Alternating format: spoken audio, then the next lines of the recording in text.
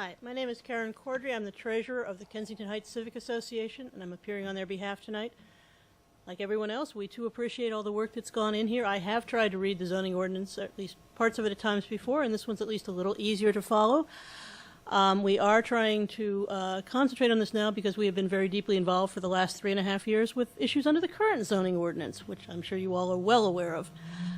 We certainly strongly support the decision to leave the traditional residential zones intact.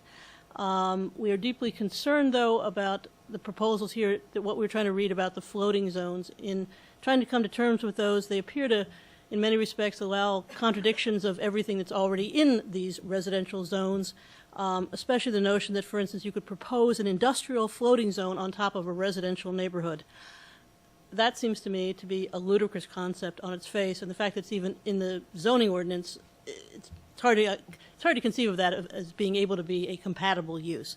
So we might suggest that that whole concept be set aside, get this in place, let it work for a little while, and then see if you need more zones on top of the zones you already have here.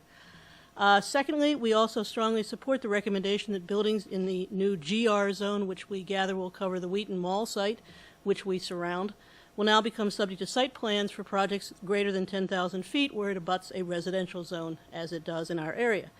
As you know, we've been involved for the last 3.5 years in dealing with issues arising out of the Costco development, and many of those, I think, could have been better resolved had there been a site plan process where we were involved before all the fundamental decisions were set in stone instead of trying to come in afterwards. So I think that's a great development. Secondly, we have some issues about the parking requirements as well. We generally understand the concept of reducing them. We're certainly supportive of the moving away from the highly auto-centric and trying to move towards more smart growth. We do have some concerns about how they are calculated in an area like Wheaton Plaza, where you have offices and retail and the metro, and it's not really clear to us that the numbers are being calculated with all those uses in place, and then to again reduce by the number of by this modal auto share, which looks to us would take it down about 40% from where we currently are. And we aren't necessarily there yet with the auto share, so we might suggest something where some kind of phased-in reduction of the parking as you get to the auto shares. 2 points on the special exception process.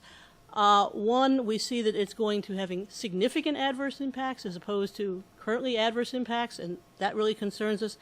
And conversely, the requirement that need be shown for some of these uses, the idea of abolishing that, we think that's a terrible idea. We think that instead we should clarify that we should understand what the purpose of need is, which is a way of balancing for a neighborhood the adverse impacts. If you need it, then you have to put up with the adverse impacts. If you don't need it, you shouldn't have to. So we're really concerned about taking that particular requirement out. Thank you. Thank you very much.